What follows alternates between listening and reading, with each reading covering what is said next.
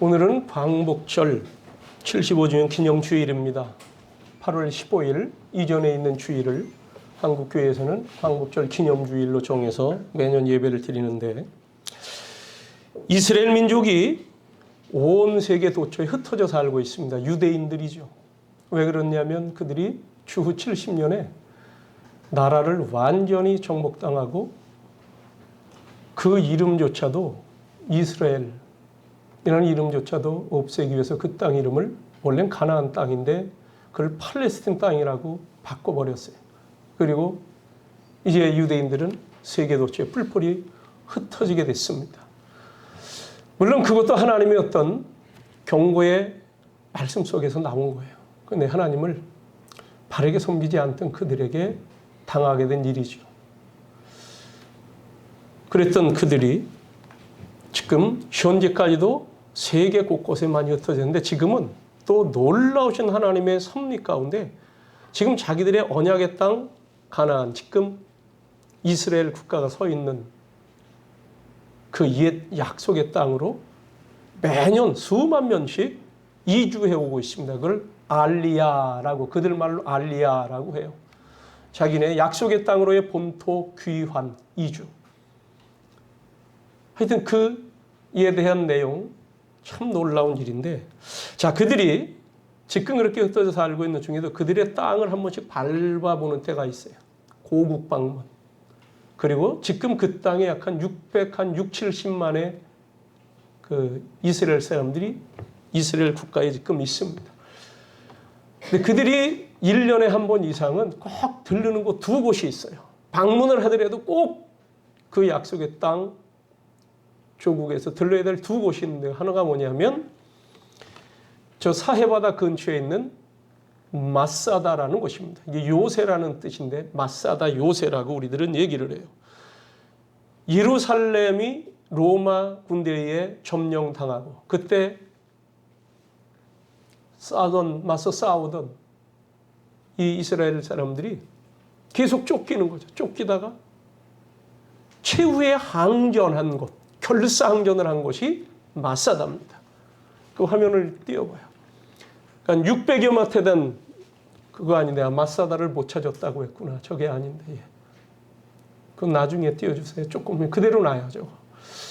한 600m 되는 높이에 되는, 우리가 볼 때는 흙동이로 그려진 산인데 그게 단단한 그 벽과 같죠. 산과 같은데 그게 사방으로 다 깎아지른 듯한 절벽에, 그리고 한쪽만 이렇게 완경사에 길이 하나, 흙길이 쌓여져 있는데, 바로 여기에 피해 있는 그 높은 고도에 있는 아주 천연 요새에 피해 있는 이들을 완전히 굴복시키고자 로마 군대가 거기서부터 한 2년여 동안 공격로를 흙을 갖다 붓고 다지고 돌을 갖다 붓고 다지고 해가지고 거기를 쳐들어온 거죠. 그때 거기 한 기록에 의하면 약 960여 명의 사람이 남았는데, 우리가 여기서 결사항전을 하다 죽을 거냐, 아니면 이방인의 손에 죽는 건 치욕이니 우리가 스스로 목숨을 끊자. 회의를 해서는 스스로 목숨을 끊기로 하고요. 10명을 투표해서 뽑아서 이 10사람들이 나머지를 다 찌릅니다. 이제 죽죠. 그 10명 살아남은 그 10명 중에 또 투표를 해서 한 사람만 남겨놓고 9사람이 또 죽게 되는 거예요. 그리고 나중에 스스로 자결을 하는, 어떻게 보면 장렬한 자결을 한 거죠. 이 전쟁을 하다 보면 그런 일들이 있는데, 그랬던 곳이 바로 마사다입니다. 그래서 현재 이스라엘 군인들도요, 임관을 하게 되면 여기 와서 임관식을 하는 거예요. 이 마사다, 우리 민족은 다시는 패망하지 않을 것이라고 하는 선언을 하는 것입니다. 또 하나의 장소는 예루살렘 근교에 있는 야드바셈이라고 하는 장소인데, 이 야드바셈은 이름을 기억하라라는 뜻이에요. 이름을 기억하라. 이름을 기억한다, 기념한다 하는 뜻이죠. 즉 홀로코스트, 대학살, 2차 대전 때 600만의 유태인들이 학살당한 것을 기념하는 기념관입니다. 학살 추모 기념관이죠. 거기서 그들은 자기 유대민족의 장래를 지켜가기 위해서 결단을 할 때 신성한 에너지를 얻는 곳이라고들 얘기를 합니다. 유대인들은 세계 대도시에 여러 곳에 그러한 홀로코스트 기념관을 세워놨어요. 그리고 1년에 한 번 이상은 반드시 자라나는 청소년들이 그것을 방문하도록 합니다. 우리도 예전에 아산 현충사 같은데 이순신 장군 생각하며 그런데 방문도 하고 했습니다만은 요즘은 하여튼 뭔가에 의해서 하여튼 그런 것들이 바로 된 역사 교육이 시행이 안 되다 보니까 왜곡된 역사 교육이 들어오다 보니까 그런 거 전부 다 시행도 안 해요. 근데 유대인들은 하는 거예요. 그를 1948년 건국한 이후부터 지금까지 그들은 거르지 않고 해오는 의식입니다. 그리고 그러한 홀로코스트 기념관마다 입구에 그들이 새겨놓고 늘 선언하는 문구, 유명한 문구가 있어요. 그것이 뭐냐? 용서는 하라, 용서하라. 그러나 결코 잊지 말라. Forgive, but never forget. 잊지 말라는 거예요. 용서는 해줘라는 거예요. 그래, 잊지 말아라. 우리나라와 일본 사이도 이런 일이 있었으면 좋겠고 우리나라 사람들도 이러한 진짜 수준 높은 어떤 자세가 있으면 좋겠는데 이스라엘 사람들은 왜 이런 기념관을 만들고 왜 이런 곳을 찾으며 하는 걸까요? 우리 유대인 이스라엘이 다시는 과거에 이런 아픔과 비극을 당해서는 안 된다라는 결의와 정신을 새기는 거예요. 한마디로 기억하여 그것을 새기는 거죠. 이러한 유대인들이 이 두 가지보다도 더 역사적이고 전통적으로 또 신앙적으로 지켜온 대단한 절기가 있습니다. 그게 뭐냐? 유월절입니다. 이 유월절은 3,500여 년간 지켜오는 거예요. 이스라엘 백성들이 애굽에서 종노릇하던 자리에서 하나님의 은혜로 해방된 명절입니다. 그러니 가장 큰 명절이에요. 오늘 우리가 봉독한 말씀이 바로 하나님께서 이걸 너희들에게 명절로 절기로 내가 정해주니 이것을 반드시 지키고 대대로 지키고 가르쳐 지켜라. 잊지 말고 너희들이 나를 생각하며 내 은혜를 생각하라 하는 것을 새기는 절기입니다. 오늘 본문에 보면 하나님께서는 유월절을 반드시 지키라고 하십니다. 이 출애굽기 12장 이 내용 전체를 보니까 지키라고 하는 말이 6번이나 쓰여 있어요. 하나님의 해주신 말씀, 이것을 명령으로 받은 모세가 전해준 이야기, 그리고 기록자가 거기다 기록한 내용에서 6번이나 지켜라 그랬어요. 유월절을 지키되 대대로 지키도록, 그리고 유월절을 지키는 이유를 분명히 가르쳐 행하게 하라고 하시면서 몇 가지 규례를 주셨습니다. 요 규칙대로 해라 하는 거예요. 이 규례인데 이 유월절 절기 규례 속에는 하나님의 참 깊고 오묘한 뜻이 담겨져 있습니다. 그 첫째가 뭐냐면 어린 양을 잡아서 그 피를 받아 그 어린 양 고기를 먹을 그 집 문간에 칠하라. 피를 칠하라. 문설주와 임방에 바르고 그 고기는 구워서 먹어라. 7절에 나오는 말씀입니다. 읽지는 않았습니다만은 그 피를 양을 먹을 집 좌우 문설주와 임방에 바르고 그 밤에 그 고기를 불에 구워 먹되. 이로 인해서 이스라엘 백성들은 장자의 죽음 재앙을 면했습니다. 애굽에서 종살이하던 이스라엘 백성들을 건져내실 때 하나님이 모세에게 명하여 바로에게 말하라.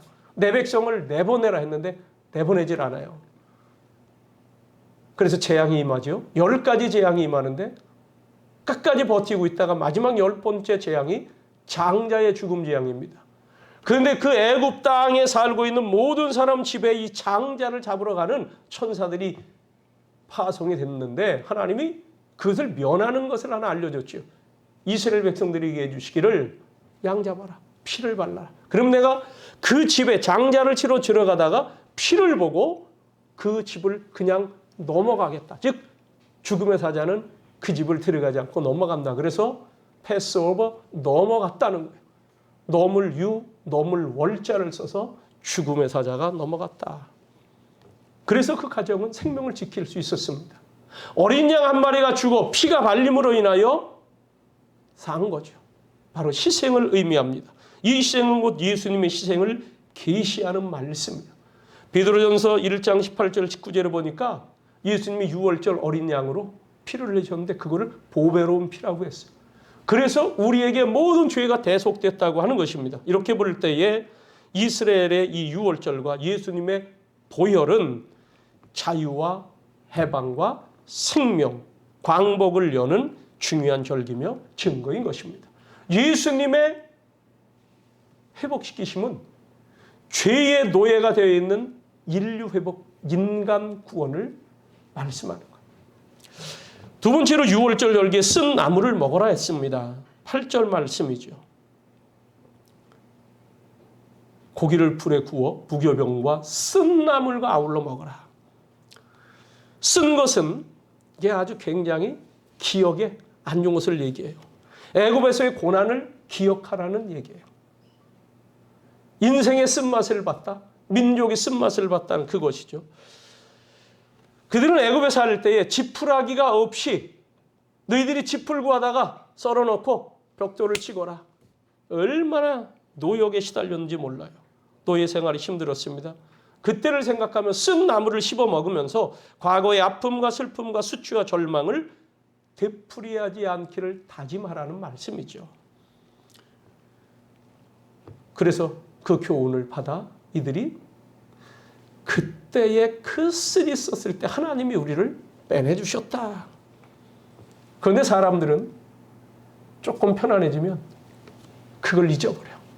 또 죄 짓고 또 잘못하고 그래서 다시 악을 되풀이하고 그래서 또 쓴맛을 보곤 합니다. 하나님은 그런 것을 원치 않으십니다. 하나님은 저와 여러분이 인생의 쓴맛을 보고 사는 걸 사실은 원하시는 분이 아니에요.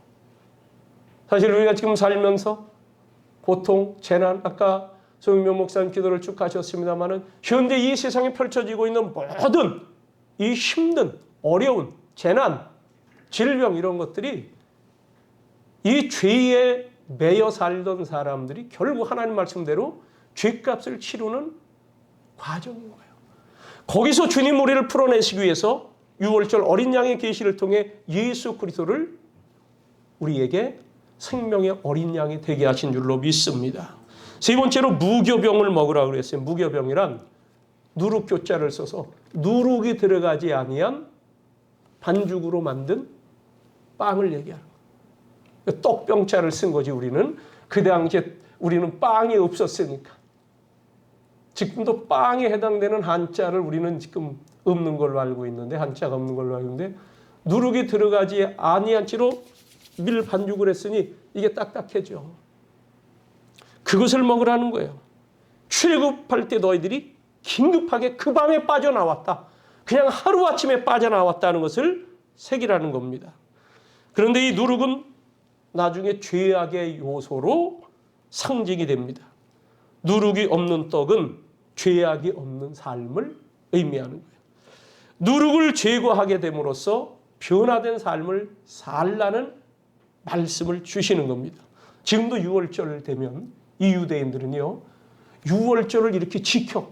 그러니까 꼭 유월절 행사에 누룩 찾기라는 것을 합니다. 그건 뭐냐면 집에 있는 모든 더러운 것들, 곰팡이 난 것, 쓰레기들 이런 걸 전부 정리하는 거예요. 그래서 살림을 다 내놓고요. 집안 청소 대청소를 합니다. 온 가족이 들어와서 대청소를 해. 그 다음에 이제 살림을 들여놓으면서 거기 엄마가 빵 조각, 과자 부스러기 이거 이렇게 종이를 펴놓고 거기다 이렇게 올려놓고 저쪽 틈에다가 이렇게 밀어 넣어놔요. 그러면 애들이 와서 전부 그것을 뒤져보면서 여기 있다 누룩이 있다면서 누룩을 전부 찾는 거예요. 누룩이 뭐냐면 그게 누룩이 섞인 빵이라는 거죠. 그래서 그런 것은 우리 집에 있으면 안 된다. 죄악을 찾아내는 거예요. 그러면서 그들은 그 아이들이 자라며 읽는 책 가운데 몰래 보던 책들, 안 좋은 CD, 잡지 이런 것들도 다 갖다가 마당에다 드럼통에다가요 불을 태워버려요. 자기를 정화하는 겁니다. 이렇게 유월절에 지켜야 될 규례를 시행함으로써 이 하나님의 백성들이 여호와의 유월절을 기억하도록 하셨습니다. 오늘 주님께서 11절에 보니까 너희는 그것을 이렇게 먹을지니 허리에 띠를 띠고 발에 신을 신고 손에 지팡이를 잡고 급히 먹으라. 이것이 여호와의 유월절이니라. 우리 민족에도 이거 비슷한 절기가 있어요. 이스라엘 민족과 우리 민족은 이 유사한 역사가 있습니다. 그걸 지정학적 위치라고 그러죠. 지리적으로 볼 때 우리는 반도예요. 이스라엘은 세계 대륙이 만나는 교차점에 있습니다. 가나안 땅은. 유럽, 아시아, 아프리카. 근데 거기 강대국들이 늘 일어나면 여기가 완전히 싸움터가 돼. 이 이스라엘은 이리 치이고 저리 치이고 얼마나 침략을 많이 받았는지 몰라요. 우리나라는 반도다 보니까 어떻게 합니까? 이 해양의 세력 그리고 대륙의 세력이 맞부닥치는 거예요. 대륙으로 진출하려고 하는 나라 또 해양으로 진출하려고 하는 나라가 딱 우리나라를 발판으로 삼는다는 거죠. 일본이 들어오고 러시아가 들어오고 중국이 들어오고 지금은 미국까지도 이렇게 우리나라에 영향을 미치고 있죠. 여러분 러일 전쟁, 총일 전쟁 이 싸움터가 우리나라가 싸움터가 된 거예요. 우리나라가 전쟁터가 됐어요. 우리나라 싸움이 아닌데 이 그런 가운데 얼마나 약소국의 소름을 맛봤는지 모릅니다. 그러면서 많이 지배를 당했습니다. 그런데 오늘 말씀 제목을 유월절과 광복절이라고 했어요. 이게 여기서 우리가 영적인 그리고 역사적인 교훈을 받고자 하는 것입니다. 이 고난의 시절을 지냈던 물론 유대인들은 2000년이에요. 1900년. 그리고 우리는 고작 36년입니다. 근데도 이게 뼈에 사무쳐. 한 세대가 그렇게 사는 건데 뼈에 사무쳐. 근데 유대인들은 1900년을 그렇게 살아왔어요. 이들이 뼈에 새기는 거죠. 용서는 하라. 그러나 결코 잊지 말라. 거기서 그런데 뭐를 하나 이 유월절 절기는 우리에게 말씀해 주면 기억하라는 거예요. 기억하라. 그럼 뭘 기억하냐? 고생한 걸 기억하느냐? 그거 일부가 있어요. 사람의 입장에선 고생한 걸 기억하며 다시는 이 수치와 고난을 맛보지 말자 하는 거지만 이건 하나님이 정해주신 하나님의 절기. 예수 볼 때는 너희들이 그런 고난과 고통 속에 매여 있을 때 내가 너희들을 해방해냈고 풀어냈고 이끌어냈고 출애굽시켰다는 것을 기억하라는 것입니다. 우리나라 광복절이 똑같은 거예요. 우리나라 광복절 이때만 되면 반복해서 말씀드립니다마는 누구도 우리나라가 광복을 맞이할 것을 생각지도 못한다는 거예요. 꿈에도 생각을 못했다는 거예요. 물론 독립운동하는 분들이 너무 안타까워서 나라를 되찾자고 하는 그러한 일념으로 하는 거였지만 그때 해방을 맞이할 줄 아무도 몰랐다는 거죠. 여러분 그게 따져보면 원자폭탄 2방을 딱 맞더니 일본 천황이 하늘 같은 천황이 무조건 항복을 한 거예요. 여기 바로가 그랬습니다. 여러분 그 당시에 바로는 애국 최고의 강대국이에요. 군대가 대단합니다. 병력이 대단합니다. 이 요즘으로 얘기하면 탱크 부대가 있는 거예요. 전차 기병대가 있어요. 그런데 모세는 아무것도 없어요. 군대는커녕 쫄병 하나 없는데 사람이 있어봐야 자기가 오히려 건사해드려야 될 나이 많은 형 아론만 있어요. 무기 없지요. 있어야 목동시절 쓰던 지팡이 하나예요. 그런데 놀랍게도 하나님은 그것을 하나님의 지팡이로 변화시켜 주시고 그 지팡이를 가지고 하나님의 역사를 나타내도록 하셨습니다. 우리나라 이때 군대가 어디 있습니까? 광복군 이름은 있었지만 지금 상해에 가면은 우리나라 임시정부가 있어요. 임시정부로 사용하던 그곳을 우리는 상해를 가면 중국 상하이를 가면 꼭 방문을 하는데 거기에 어떤 지도가 하나 있냐면은 이 계속해서 독립운동가들, 상해 임시정부 요인들, 요원들 이런 이들을 압박하고 죽이고 잡아가고 하니까 여기서 있다가 피해가고 피해가는데 점점 중국 내륙으로 또 도망가고 또 피해가고 이런 흔적을 거기다 지도로 나타냈습니다. 힘이 없다는 거죠. 쫓겨다니는 거예요.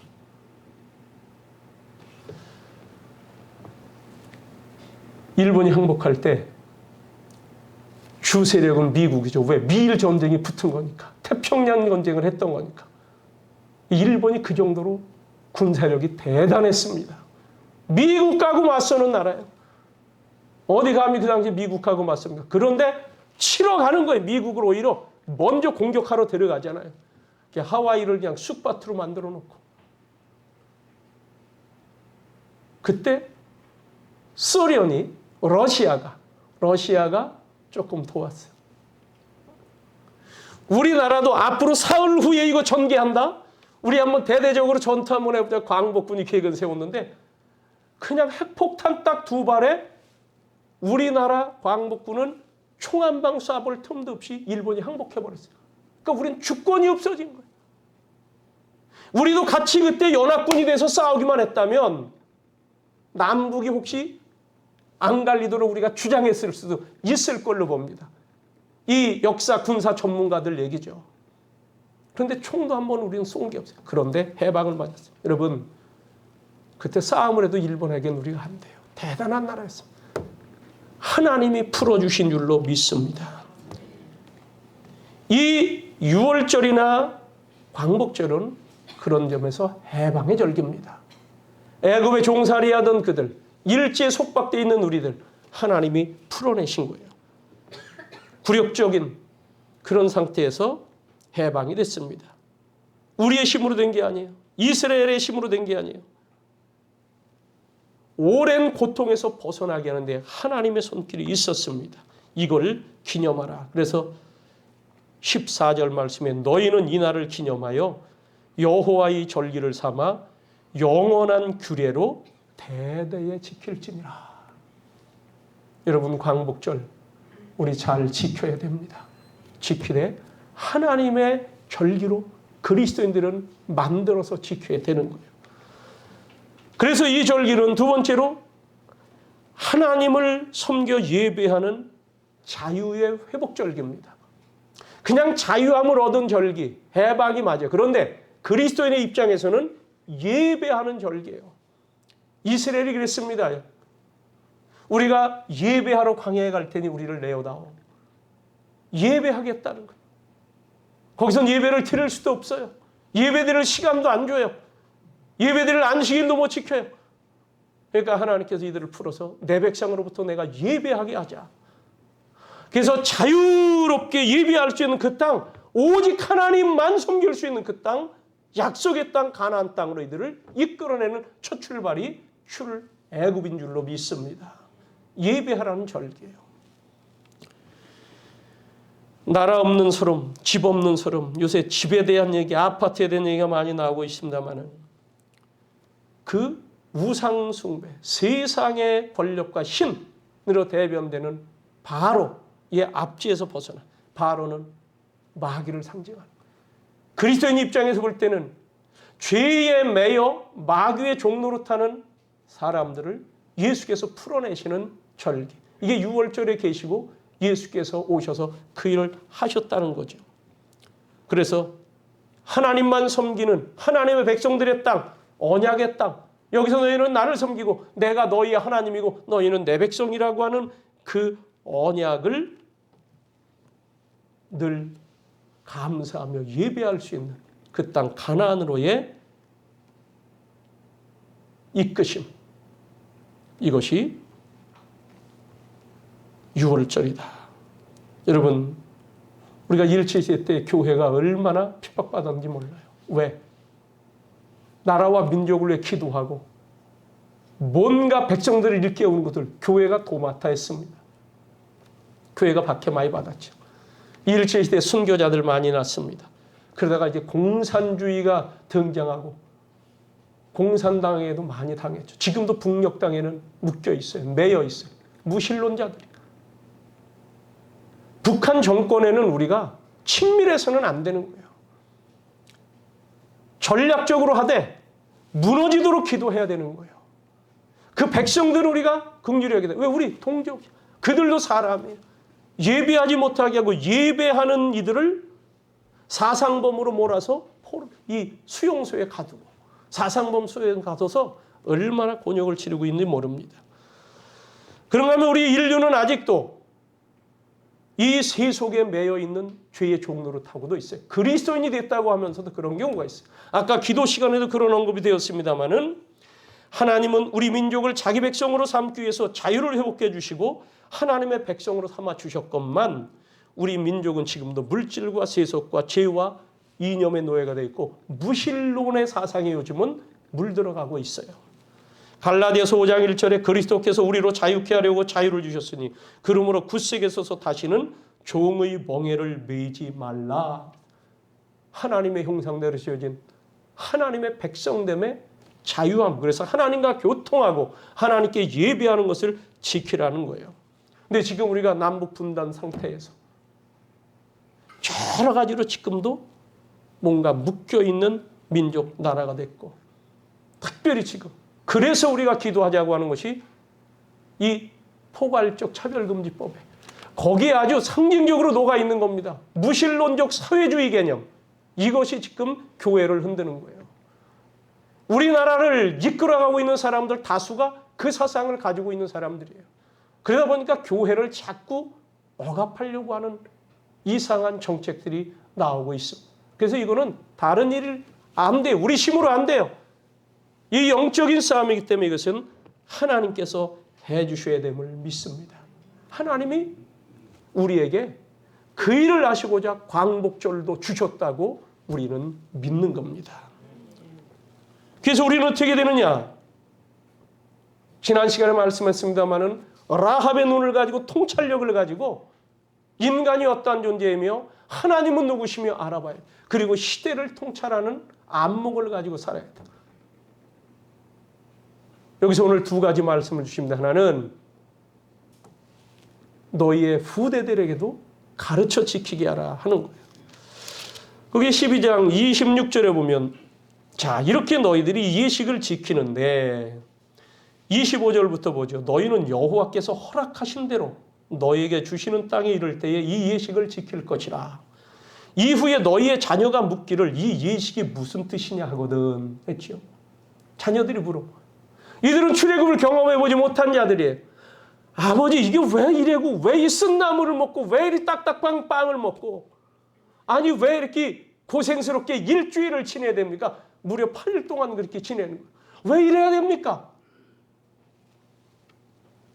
그러면 27절 너희는 이르기를 이는 여호와의 유월절 제사라.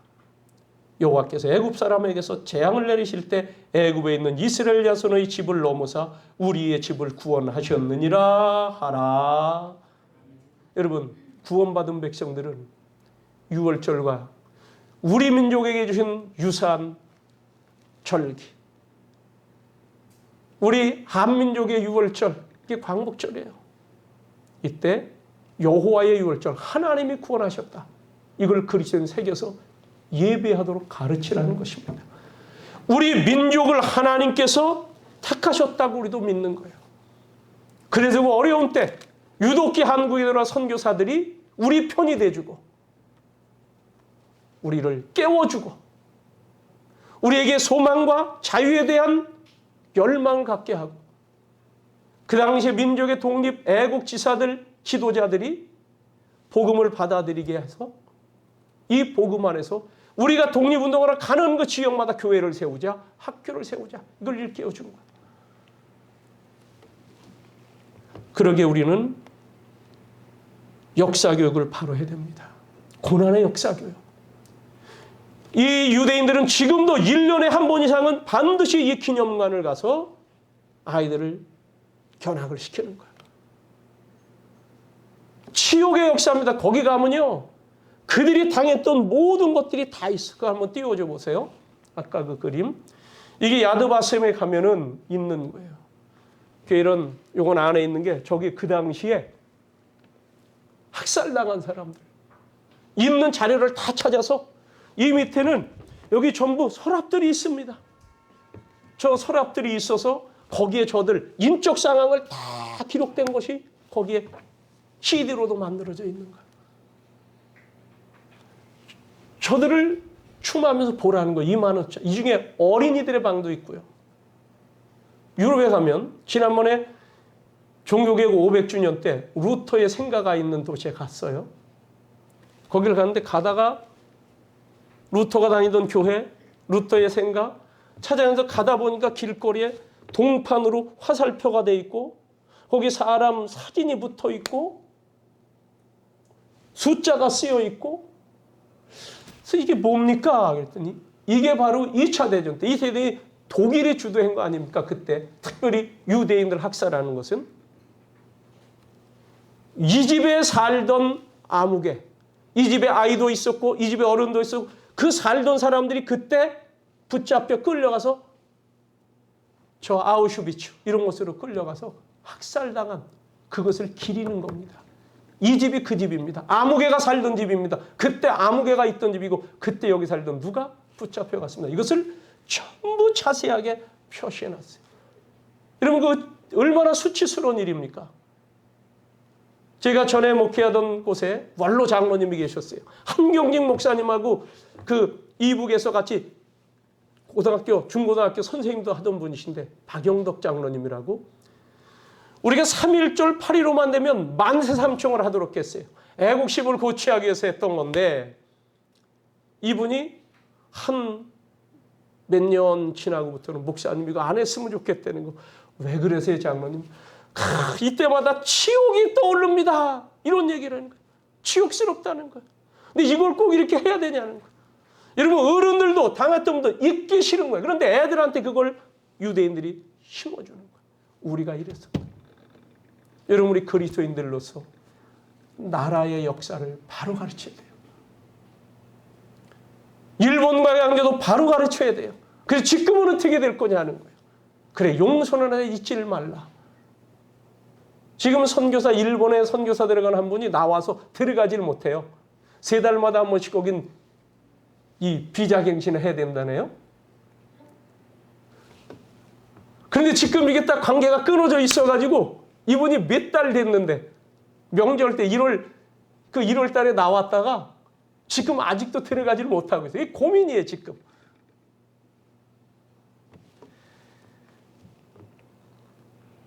역사교육을 분명히 하자. 그리스도인의 바른 하나님의 뜻에 입각한 역사교육. 두 번째 뭐냐? 감사의 절기로 삼으라. 하나님이 이렇게 우리를 풀어내 주셨다. 우리가 손쓸 수 없는 그러한 상황에서인데 하나님 우리에게 은혜를 베푸셨다는 거예요. 아까 말씀드렸습니다.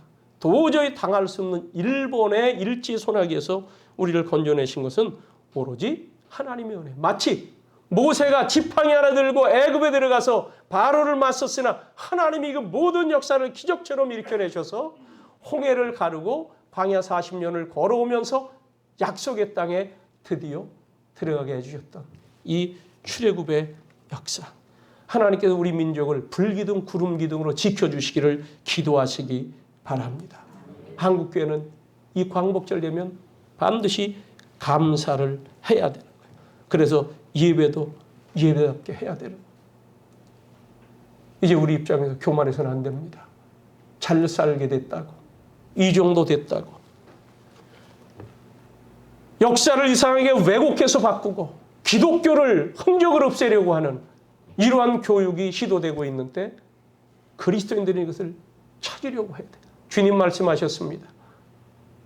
내가 너희들을 세상에 보내는 것 이리 때에게 양을 보내는 것 같아. 그러니 너희는 세상에서 뱀처럼 지혜로워라. 비둘기처럼 순결해라. 주님의 은혜를 생각하는 게 비둘기처럼 순결함이고 이 시대를 어떻게 극복하며 이것을 선으로 악을 이기며 살아갈 것이냐. 이게 뱀 같은 지혜예요. 그러면서 여기 오늘 말씀 마지막에 뭐라고 그럽니까? 이건 우리만 받고 우리만 누리는 것이 아니라 여기 읽지 않았습니다만 49절을 보십시오. 49절. 같이 읽습니다. 시작. 본토인에게나 너희 중에 거류하는 이방인에게 이 법이 동일하니라 하셨으므로 온 이스라엘 자손이 이와 같이 행하되 여호와께서 모세와 아론에게 명령하신 대로 행하였으며 바로 그날에 여호와께서 이스라엘 자손을 그 무리대로 애굽 땅에서 인도하여 내셨더라. 하나님은 앞으로 너희가 들어가 살 땅, 너희와 함께 어울려 살 사람들, 가나안 땅에 들어갈 때 또 너희 땅에 거류하는 거류민들도 있을 것이라고 하는 거예요. 타국인들이 있을 것이라고 하는 거예요. 이방인들이 있을 것이라고 하는 거예요. 이들도 이 법을 알고 이대로 지키게 하라는 거예요. 이게 여러분들 선교 명령입니다.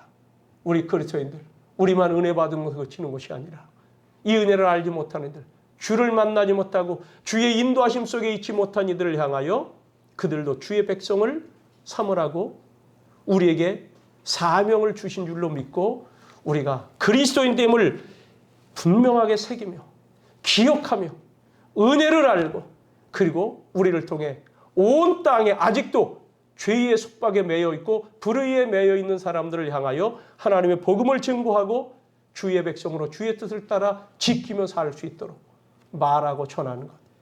이것이 광복절에 새겨야 될 하나님의 뜻인 줄로 믿습니다. 기도하겠습니다. 살아계신